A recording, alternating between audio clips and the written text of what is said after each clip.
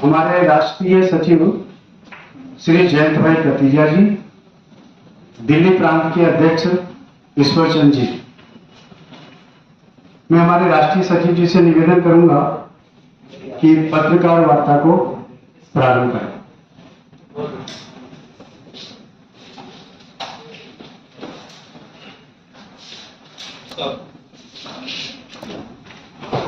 आज ग्राम पंचायत भारतीय ग्राम पंचायत के इस एमआरपी के संबंध में इस जो है आपका सभी का स्वागत है। मेरे साथ में भारतीय ग्राम पंचायत से हमारे बंसल भी उपस्थित है, शैलेंद्र जी हमारे कार्यकारी सदस्य चौरस की हमारे दिल्ली प्रांत के सचिव और भी अन्य कार्यकर्ता यहाँ उपस्थित है। ग्राम पंचायत का अगर थोड़ा सा मैं परिचय देना चाहूंगा। भारतीय ग्राम पंचायत माइक थोड़ा 50 वर्ष से ज्यादा समय से ग्राम पंचायत जो है ग्राहक के हितों की रक्षा के विषय में काम कर रही है।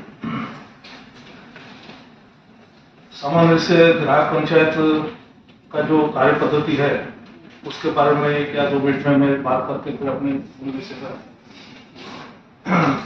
जनरली कोई भी ग्राहक मंडल जो होता है तो व्यक्तिगत विषयों को लेकर काम करता है। काम की सफलता के बाद में उससे कुछ रेम्युनरेशन है या मानधन है या कुछ भी ऐसी अपेक्षा रखता है। अखिल भारतीय ग्राहक पंचायत एक ऐसा संगठन है जो एक स्वैच्छिक संगठन है। उसमें जितने भी काम करने वाले कार्यकर्ता हैं उनको न तो कोई पैसा मिलता है बल्कि अपने खर्च से वो यहाँ काम कर रहे हैं। कार्य पद्धति के बारे में अगर बात करें तो कैसे प्रश्न की भारतीय ग्राहक पंचायत लेती रहती है, अभी तक लिए हुए तो व्यक्तिगत प्रश्नों में कम, परंतु ऐसे जो प्रश्न हैं जो बहुत सारे लोगों को एप्लीकेबल हैं, ऐसे प्रश्नों को हम ज्यादातर ध्यान में लेते हैं। मैंने तब तक कोर्ट लिटिगेशन में नहीं जाना, परंतु अलग अलग जो कानून है उसमें अगर कोई खामियां रह गई हैं तो उसका लोग प्ले कार्ड लेकर अलग अलग सूत्र के साथ डिस्प्ले करेंगे। एमआरपी के विषय को लेकर एमआरपी से जुड़ी हुई कुछ 10 या 11 जो भाई साहब ने बताया इस प्रकार की एंसिलरी द साइड इश्यूज है। हम शुरुआत एमआरपी से इसलिए कर रहे हैं कि एक बार यह प्रारंभ हुआ तो इनमें से पर्दे खुलते जाएंगे और जो जो समस्या सामने आएगी उस पर सोच, चर्चा और निर्णय होते जाएंगे। कल के कार्यक्रम के बारे में कल 3 से 4 इस विषय के जानकार लोग भी है, वह भी 10-10 या 5-5 मिनट के लिए बातचीत करेंगे। जीएसटी में भी छूट हुआ। GST is, let me tell you, if we have not, हम ग्राहक के नाते बहुत सारे इश्यू हैं, तो जैसे वो कहीं ना कहीं एक पार्ट पकड़ना पड़ेगा। एमआरपी हमने पकड़ाया, भाई साहब ने भी वो विषय भी हमारे अंडर एक्टिव एक्शन है। ये जो ट्राई वाला है, टेलीकॉम अथॉरिटी है, ये सब, मगर अभी यहाँ इस पर चर्चा हम नहीं करें। कल 3-4 लोग इस विषय पर बातचीत कर रहे हैं। हमारे पास लोगों को ध्यान से सुन, उस्काने के लिए, not motivate, to instigate in the positive manner. We have some 25 slogans. तो स्लोगन होने वाला है तो सरकार यह मांग पूरी करे तो सरकार तक तो आवाज जाएगी नहीं, तो आवाज हमारी बुलंद करनी पड़ेगी। उनके लिए 3-4 छोटे छोटे कार्यक्रम है।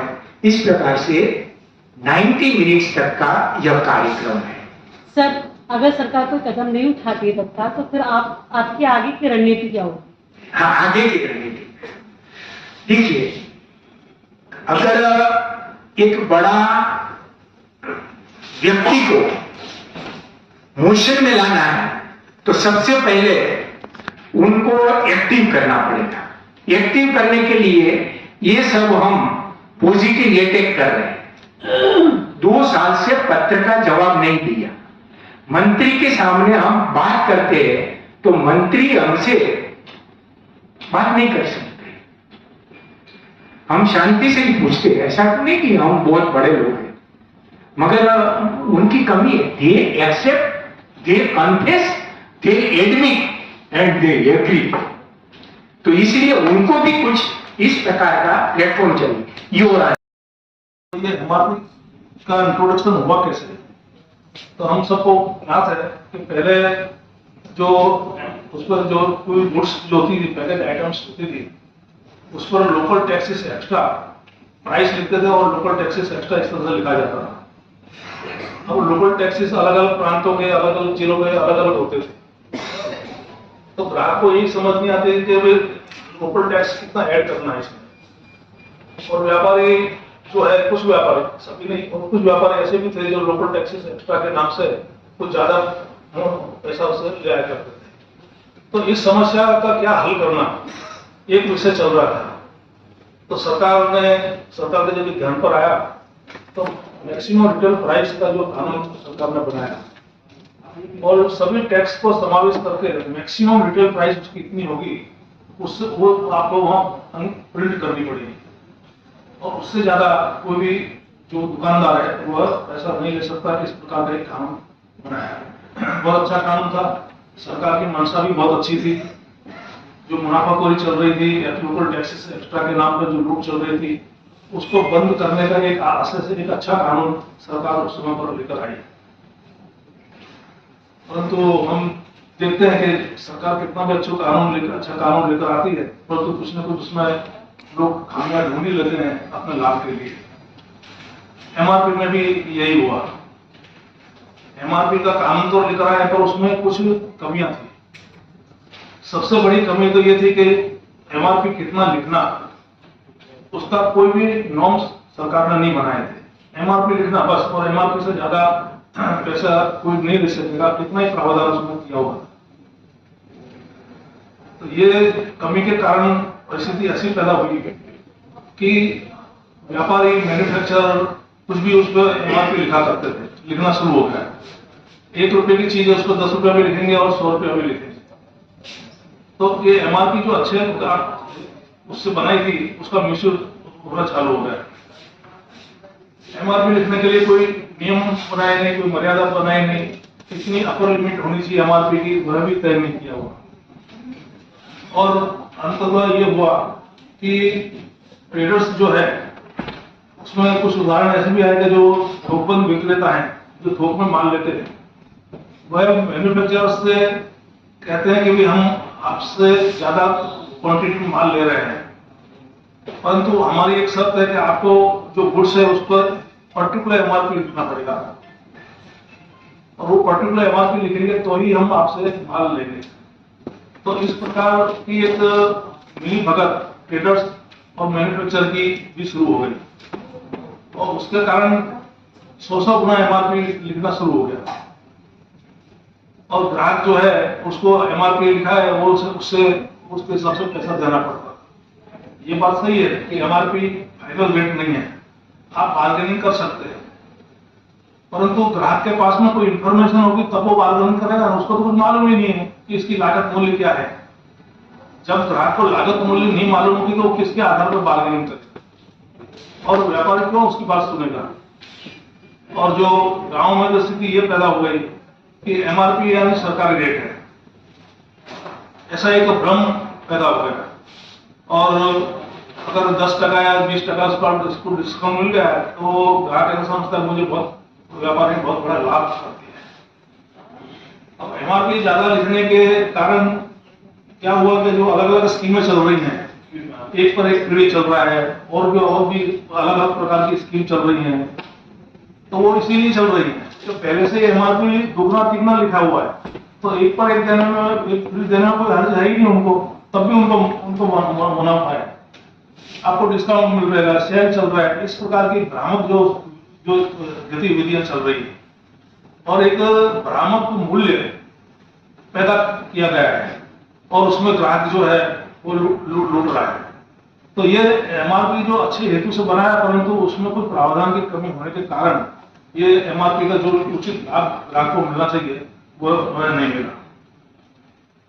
इसके लिए हमारी ग्राहक पंचायत की जो मांग है वह एमआरपी के विरुद्ध नहीं, हम चाहते हैं कि एमआरपी होनी चाहिए और अच्छे आशय से सरकार एमआरपी लेकर आई थी, परंतु उसका इम्प्लीमेंटेशन जिस तरह से हो रहा है उसके हम खिलाफ।